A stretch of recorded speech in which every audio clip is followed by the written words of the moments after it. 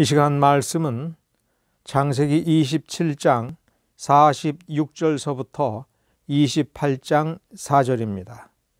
창세기 27장 46절과 28장 1절서부터 4절을 제가 개역 한글 성경으로 읽어드리겠습니다.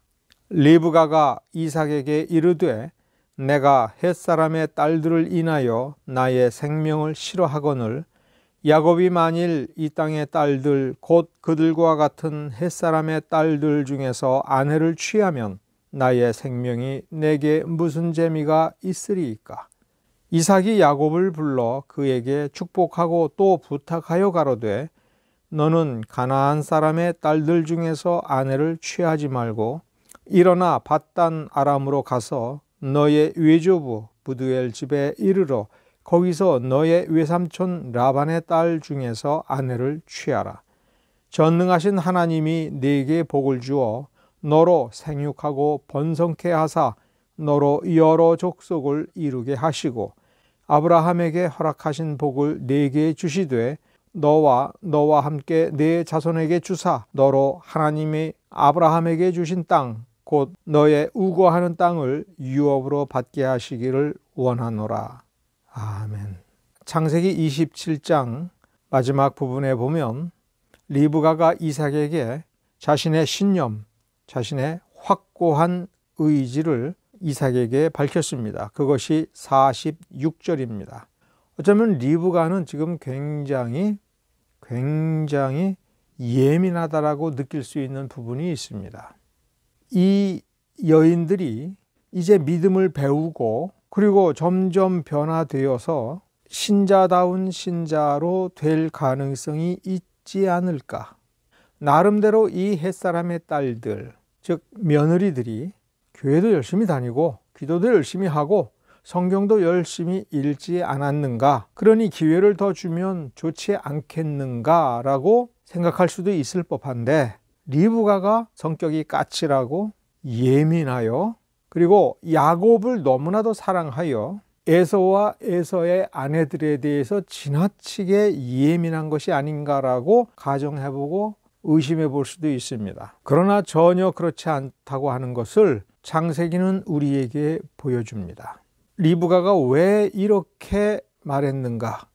왜 이렇게 반박하고 있는가를 알으려면 창세기 15장 10대 초반으로 추정이 되는 그 어린 나이에 오직 아브라함이 하나님께로부터 복을 받았고 아브라함이 어떻게 하나님을 경외하는지를 아브라함이 보낸 종을 보고 그 인품을 보고 그 믿음을 보고 그 자리에서 결단하여 즉시 가나안 땅으로 와서 이삭과 결혼하겠다라고 한 그 리브가가 이 가나안 땅에 와서 제일 먼저 본 사람이 이삭이라고 하지만 이삭의 아버지 아브라함이 여전히 정정하게 살아 있어서 자신을 며느리로 받아들이고 그에게 믿음에 대하여 하나님에 대하여 삶 전체로 인격 전체로 그리고 이 이삭이 어떤 사람인지에 대해서 아브라함을 통해서 그리고 이삭을 통해서 그 신앙의 깊은 것을 많이 보았을 것입니다. 더군다나 이삭과 리브가가 결혼을 할 때에는 이 모리아 산에서 아브라함이 자기의 외아들 이삭을 기꺼이 하나님께 순종하여 번제물로 바친 지 겨우 3년이 경과한 시점입니다. 3년이 경과할 때에 결혼을 한 것이지요. 그러니 이 엄청난 사건에 대해서 리브가가 처음 가나안 땅에 들어와서 도대체 이 이삭은 어떤 사람인가? 시아버지 아브라함은 어떤 사람인가? 자기 남편이 될 이삭이라고 하는 사람을 번제물로 바치는 그 아브라함의 순종과 그 이삭의 순종에 대해서 깊은 인상을 받았고 와서 그들과 더불어 20년을 지나면서 정말 하나님의 은혜로 놀라운 믿음을 갖게 되었다라고 하는 것을 우리가 이 성경을 읽으면서 인정을 해야 됩니다. 무대뽀적인 인정이 아니라 우리 창세기 15장으로 돌아가서 한번 생각을 해봐야 됩니다. 창세기 15장에는 하나님께서 아브라함에게 나타나서 아들을 주겠다라고 얘기했을 때 아니 내가 이 나이에 무슨 자식을 보겠습니까? 진짜 자식을 갖기에는 너무 나이가 많이 들었고 신체 상태도 이미 자연 임신을 할 수가 없는 나이가 되었습니다라는 취지의 답변을 하고, 그러면서도 아브라함은 다메섹 출신의 엘리에셀이라는 종이 있는데 이 종이 마음에 듭니다. 하나님께서 이 종을 내 아들로 양자로 받아들이도록 허락하시면 나는 그 종을 자식으로 받아들이겠습니다. 나는 만족합니다. 이런 식으로 답변을 하자 하나님께서는 아니다. 내 친아들 사라가 낳은 아들이 내 후사가 될 것이다 라고 예고하신 장면입니다. 그럴 때 12절서부터는 하나님께서 후손을 주는데, 자손을 주는데 13절에 보면 내 자손이 이방에서 객이 되어 그들을 섬기겠고 그들은 400년 동안 내 자손을 괴롭게 하리니 14절에 그 섬기는 나라를 내가 징치할지며 그 후에 내 자손이 큰 재물을 이끌고 나오리라. 15절에 너는 장수하다가 평안히 조상에게로 돌아가 장사될 것이고 내 자손은 4대 만에 이 땅으로 돌아올 것이다. 이 예고를 합니다. 여러분은 빨리 눈치를 채야 됩니다. 신학적인 용어로 얘기하면 예정입니다. 하나님께서는 이삭이 태어나기도 전에 이삭을 예정하셨고 그 이삭과 그 후손의 운명을 예정하셨습니다. 창세기 12장에서 아브라함이 하나님의 부르심을 받고 명령을 받고 가나안 땅에 들어올 때는 우리가 눈치를 못 챌 수가 있습니다. 그런데 좀 깊이 생각을 해보면 어느 날 보니까 아브라함의 믿음이 괜찮아서 이제 보았더니 아브라함 너는 참 믿음이 좋구나. 모든 민족 가운데 모든 사람 가운데 가장 뛰어나고 그래서 너로 하여금 내가 새로운 민족을 창조하고 그들을 통해서 어떤 나라를 만들고자 하는 소망이 이제 생겼으니 야 가자 이렇게 하시는 하나님인가? 지금 우리는 뭘 생각을 해야 되냐면 창세기는 뭘 보여주느냐 하면 하나님이 어떤 분이냐 할 때 그 하나님을 기준으로 생각을 해야 되는 겁니다. 그러므로 창세기 15장에서 그 본문의 맥락만 그 문자만 놓고 볼 때 하나님께서 이삭을 주시겠다라고 하셨지만 이삭 입장에서 놓고 보면 예정된 겁니다. 이삭과 그 후손의 역사를 놓고 보면 언제부터인지는 모르겠으나 그들이 이방의 객이 되어 400년 동안 종노릇을 하고 그러면 하나님께서 징치하기 전까지는 놓아주지 아니하므로 그 종은 자유로운 종이 아니라 어쩌다 나그네가 어쩌다가 봉사하게 되는 것이 아니라 무력에 의하여 탄압받는, 억압받는, 해방될 수 없는, 자기 스스로는 깨치고 나올 수 없는 강제적인 비참한 종노릇을 한다라고 하는 것을 이미 하나님께서 작정하셨다는 뜻입니다. 그러면 창세기 15장에서 이러한 예정, 하나님께서 정해놓으신 운명을 아브라함에게 선고할 때에 아브라함에게 무슨 잘못이 있는가? 똑바로 순종했으면 이런 일이 없을 텐데 아브라함이 뭔가 잘못해서 혹은 번제를 드리면서 하나님께서 연락하지 아니하니까 거기서 기다리다가 좋을 정도로 경각심이 없어서 벌 주신 건가? 그렇지 않지요. 아브라함의 연약함을 아시고 성경 어디에도 아브라함이 무슨 잘못을 했거나 이삭이 무슨 잘못을 했거나 그런 잘못 때문에 이러한 벌을 내리는 것이다 라고 하는 단서는 어디에도 없습니다. 왜 아브라함과 이삭의 자손이 이방의 객이 되고 거기서 억지로 비참한 종노릇을 해야 되는지 그 이유에 대해서는 이 창세기 15장에서는 그리고 창세기 전체에서는 하나님께서 가르쳐 주시지 아니하셨습니다. 하나님께서 그런 것을 말씀하여 가르쳐 주고 납득을 시켜주고 그래서 그 대상자인 아브라함, 이삭, 야곱 그리고 그 후손들이 인정하고 동의를 해서 그 하나님은 그 동의를 받아야만 되는 허락을 받아야만 되는 그 위치에 있지 않다라고 하는 것을 먼저 인정하고 깨닫고 받아들여야 됩니다.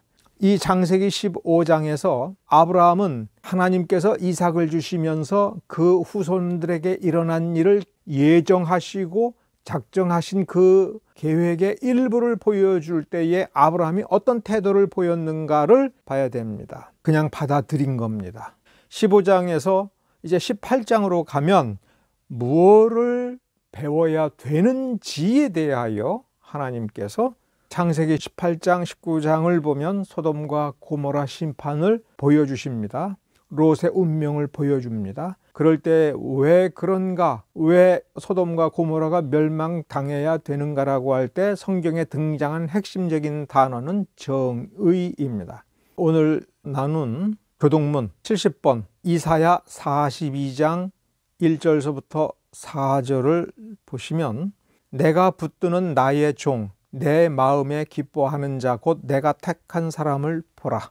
하나님께서 기뻐하는 자, 하나님은 어떤 사람을 기뻐하느냐 할 때 정의로운 사람입니다. 하나님의 정의, 하나님의 정의를 비추어서 반사하여서 이 땅 위에 정의를 세우는 사람입니다.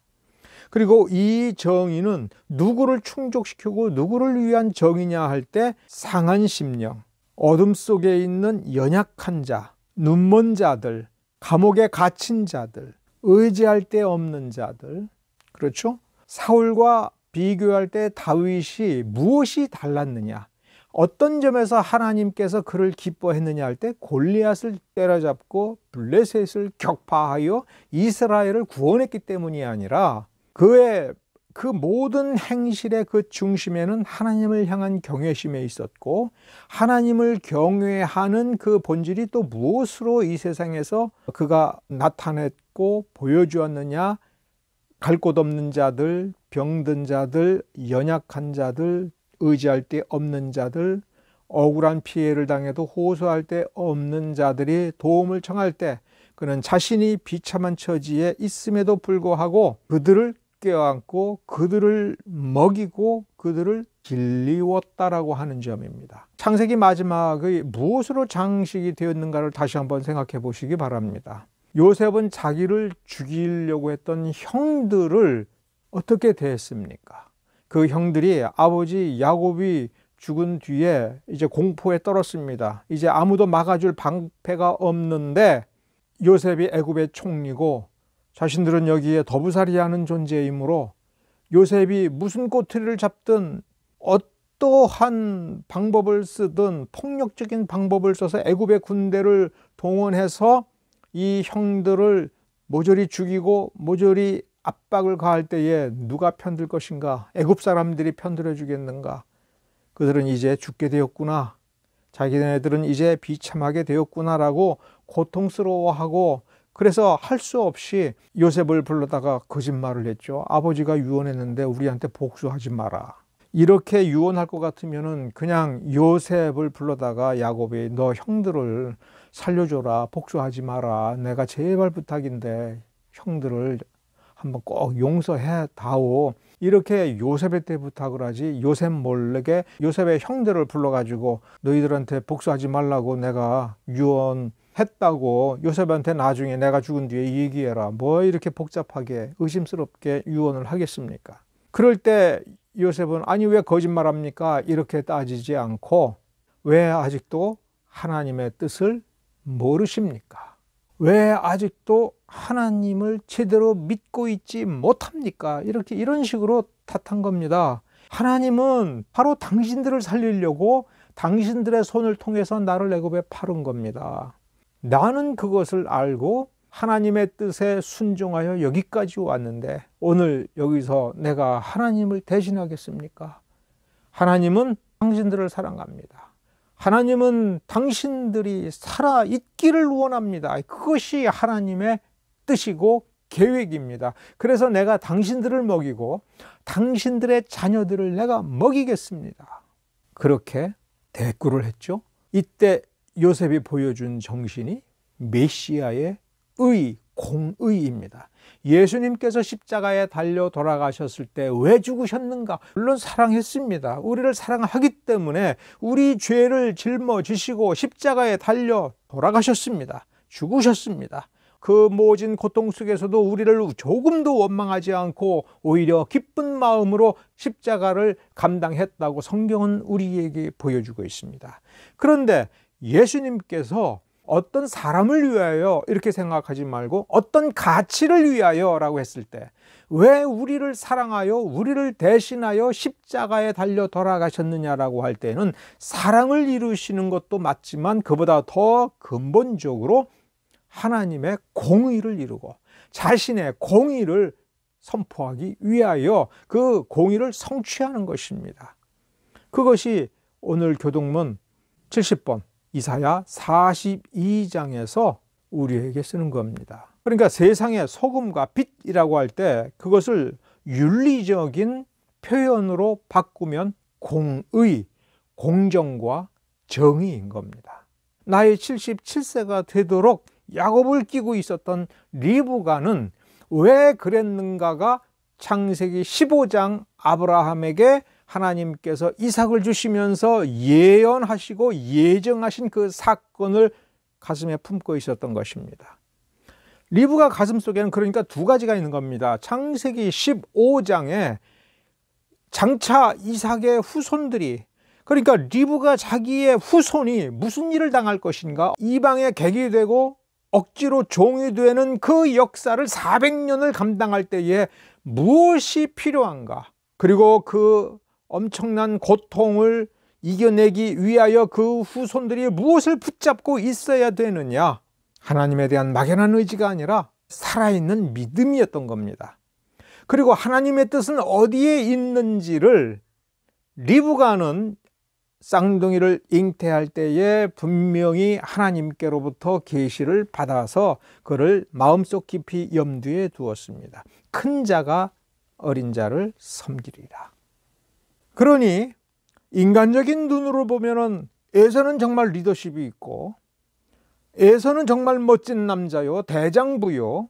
그래서 벌써 자기 자신의 능력으로 주변 족장들로부터 인정받아서 족장의 딸들을 둘씩이나 아내로 맞이하여서 이미 세력을 형성하였으니 저 에서를 선택을 한다면 이 족속에 이 이삭의 후손들이, 아브라함과 이삭의 후손들이 대단히 번성하겠구나, 이렇게 생각하기가 쉽지만 리브가는 아브라함에게 주신 하나님의 말씀, 그리고 자기가 잉태했을 때 하나님께서 주신 말씀이 명확하게 무슨 뜻인지는 모르지만 하나님의 뜻의 방향이 어디에 있는지를 알고 인간의 능력으로 하나님의 예정하심을 뛰어넘어서 그 어떤 것을 인간의 능력으로 성취하는 그게 중요한 것이 아니라 하나님의 뜻대로 이들은 종살이를 할 것이고 이들은 400년 뒤에 나와서 이 땅을 정말 자기 소유로 하고 여기에 나라를 세울 때에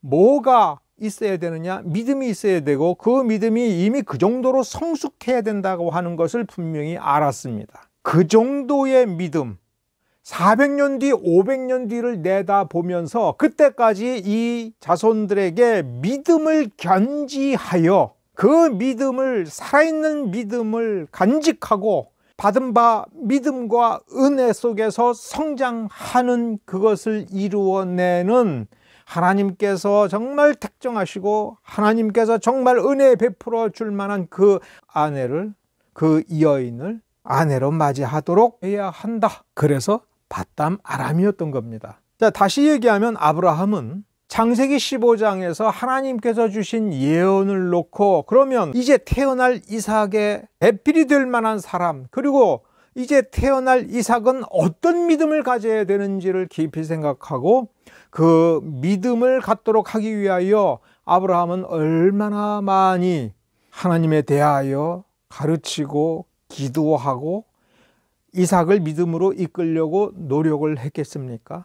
하나님의 명령에 순종하여 이삭을 모리아 산으로 데려갈 때에 아브라함은 자신이 받은 바 명령에 순종할 뿐만 아니라 이삭에게 어떻게 순종해야 되고 어디까지 순종해야 되는지, 왜 그래야 되는지에 대하여 정말 본보기가 되고 그 교훈을 주었던 것입니다. 이삭은 잘 배운 사람입니다. 창세기 27장 마지막 부분까지 보면 이삭은 에서를 보고 흔들렸습니다. 저 녀석이야말로 진짜 대장감이다. 이 가문을 이끌고 하나님께서 베풀어 주신 이 많은 재물과 이 종들을 이끌고 후손들이 번창케 하여 여기에 하나님 나라, 하나님께서 주시는 그 나라를 세울 만한 정말 기념비적인, 정말 위대한 지도자가 될 수가 있겠구나라는 소망을 두었으나 리브가의 말을 듣고 이제 리브가가 왜 그랬는가를 그 믿음의 도리와 명분을 가지고 아브라함이 어떤 믿음을 가지고 어떤 비전을 바라보면서 자기를 이끌어 왔는가를 금방 생각해낸 것이 분명합니다. 그것이 27장 46절과 28장 1절은 바로 그러한 사연이 숨어 있다는 것을 보여주는 행간을 가지고 있습니다. 이삭은 정신 차린 것이죠. 그래서 야곱을 불러 그에게 축복하고 부탁하여 가로되 밧담 아람 너의 외삼촌 라반의 딸들 중에서 아내를 취하라. 내 어머니의 친족 가운데에서 내 어머니 리브가와 같은 믿음을 가진 여인을 찾아서 그를 아내로 취하라. 하나님께서 너를 생육하고 번성케 하여 너의 후손이 종살이 시작해서 400년 뒤에 이 가나안 땅에 자리를 잡고 나라를 세워가는 그 역사가 이렇게 시작되겠다. 이런 식으로 이야기를 한 것입니다. 이삭은 야곱에게 바로 그 아브라함에게 주시고 이삭 자신에게 준 그 언약이 무엇인가, 하나님의 약속이 무엇인가, 하나님의 정하심이 무엇인가를 생각하여 그것을 전달해 주고 그것을 명심하고 그것을 이루어 달라는 식으로 이야기를 한 겁니다. 누구 말을 들은 겁니까? 리브가의 말을 듣고 자기 생각을 즉시 버린 겁니다. 그 점에서 이삭은 바탕이 너무나도 좋은 사람입니다. 잠시 흔들렸을 뿐입니다. 그러나 리브가가 상기시켜 주었습니다. 아브라함의 승리이며 이삭의 승리입니다. 아브라함은 당대에 자기의 며느리감을 그 가나안 땅에서 구할 수 있었습니다. 단지 믿음이 있는 사람을 구하고자 했으면 구할 수 있었습니다. 살렘 왕 멜기세덱은 하나님의 거룩한 제사장으로 인정받았으니 그 집의 딸도 믿음이 있을 것입니다. 그러나 400년 뒤에 출애굽을 하여 가나안 땅에 들어올 때에 과연 그 가나안 땅에 하나님께서 인정할 만한 믿음을 가진 족속이 있었습니까? 그런 가문이 있었습니까? 기생 라합 그 정도였습니다. 살렘 왕은 어디 갔고 살렘 왕의 그 왕실과 그 족속의 믿음은 어디 갔습니까? 간단히 정리를 하면 믿음이 사라졌습니다. 누가 이긴 겁니까? 아브라함의 통찰이 이긴 겁니다. 여기 이 가나안 땅의 딸들 중에 아무리 믿음이 있다고 하더라도 그 믿음으로는 이 집안을 못 지키겠다. 그러면 최고로 믿음이 좋은 여인이 어디에 있을까? 밧담 아람밖에 없다. 지금 이삭도 똑같이 인정한 겁니다.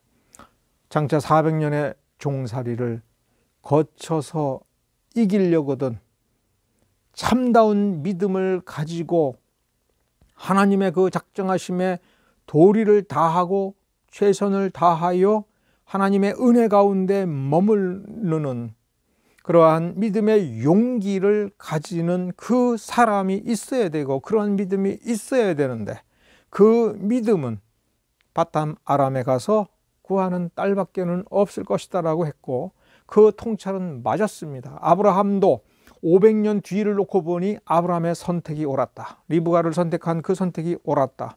그리고 이 리브가와 야곱이 결국 창세기 28장에서 야곱을 축복하고 밧담 아람에 보낸 이 선택이 옳았다라고 하는 것이 창세기 마지막에 분명히 증명되죠. 요셉은 누구의 자식입니까? 라헬의 자식입니다. 그 요셉이 자기를 죽이려고 했던 10명의 형들에게 뭐라고 얘기를 합니까? 하나님은 당신들을 살리려고 나를 보냈다. 내가 당신들과 당신의 자녀들을 기르겠다. 하나님께서는 당신들을 끄집어내서 가나안 땅으로 데려갈 텐데 그 약속이 이루어진다는 것을 내가 보여주마. 내가 죽어도 나를 장사 지내지 말고 내 해골을 너희들 가운데 두어라. 그래서 내 해골을 볼 때마다 하나님께서는 우리를 여기서 끄집어내시고 여기에서 종이 된다 할지라도 하나님께서 저들을 징벌하여 징치하여 우리를 끄집어내실 것이다. 요셉이 그렇게 장담했다. 하나님이 이끄신 총리 요셉이 그렇게 유언했다. 해골을 볼 때마다 믿음을 잃지 마라.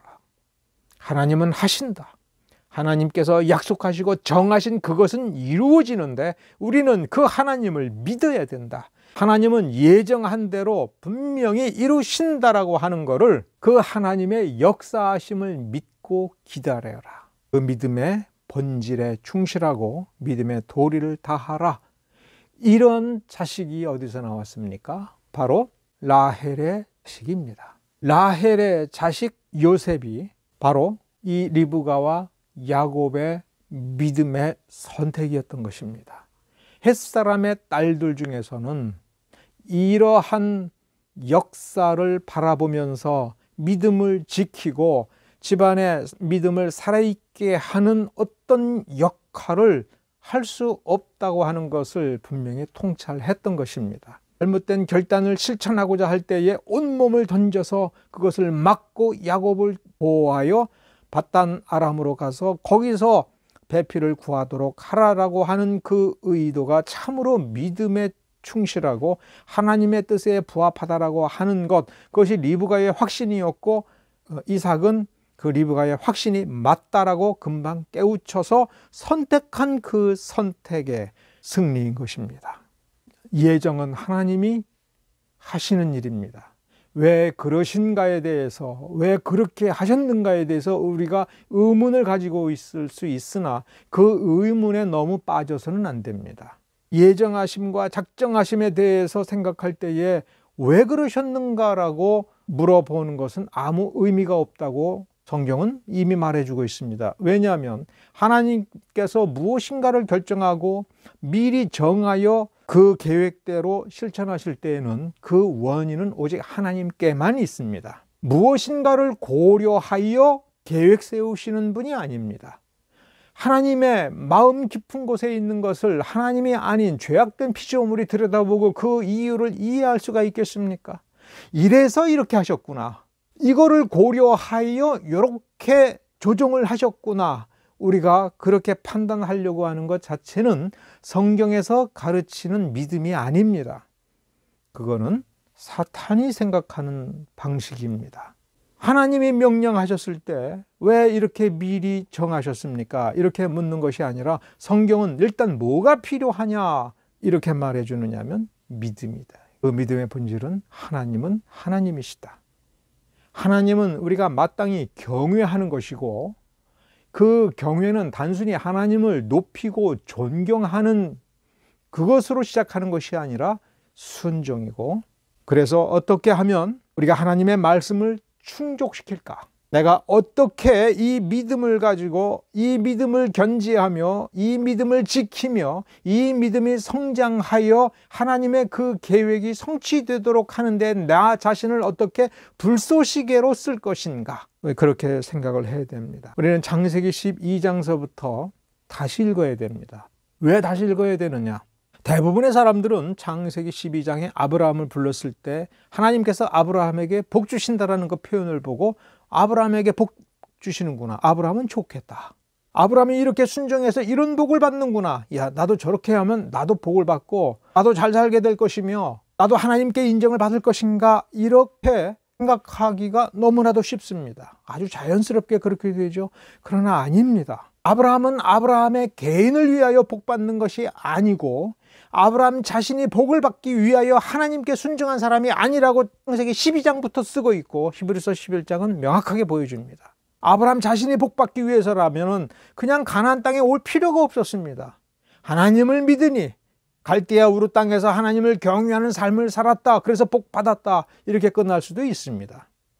한 민족을 이루겠다라고 할 때, 그리고 평생토록 이 가나안 땅에 나그네로 거하고 너는 죽어서 저 천국을 바라보지만 너의 후손들은 장차 이 땅 후에 몇백 년 뒤에 여기서 나라를 이룰 것이다 라고 얘기할 때 그것은 아브라함 개인이 복을 받기 위한 것이 결코 아닌 겁니다. 아브라함과는 어떤 점에서는 아주 상관이 없는 것입니다. 이삭 자신과는 아무 상관이 없는 일입니다. 리브가 자신과도 아무런 상관이 없는 것입니다. 그들은 평생 믿음을 견지하고 그들의 그 믿음 때문에 하나님 품으로 돌아가면 그것으로 충분한 것입니다. 아브라함이 헌신한 것은 이삭을 위해서 헌신한 것이 아니라 이삭으로 말미암아 도래될 하나님의 나라, 모든 사람을 위하여 자신을 내어놓은 것입니다. 하나님께서는 아브라함을 하나님의 나라를 위하여 불쏘시개로 쓰겠다.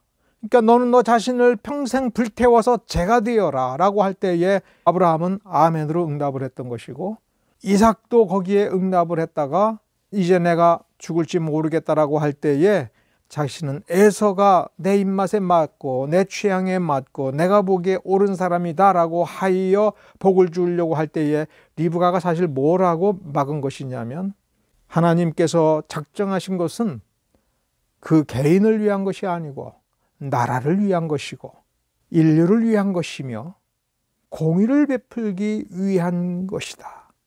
당신은 희생해야 됩니다. 하나님의 뜻에 복종해야 됩니다.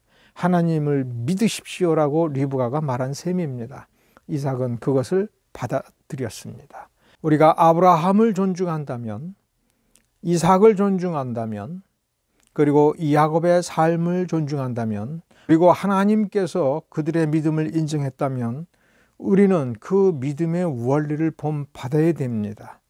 그러므로 우리가 아브라함의 믿음을 본받고 아브라함의 참된 자녀라고 한다면, 예수님께서 유대인들에게 너희가 아브라함의 자손이라는 건 맞다, 그렇다면 아브라함의 행실을 하라라고 할 때에 그 출발점이 뭐냐면 자기 자신을 위한 믿음이 아니라 하나님 나라를 위한 믿음이며, 하나님의 나라를 위하여 자기 자신을 내어놓을 줄 아는 것이 그 출발선입니다.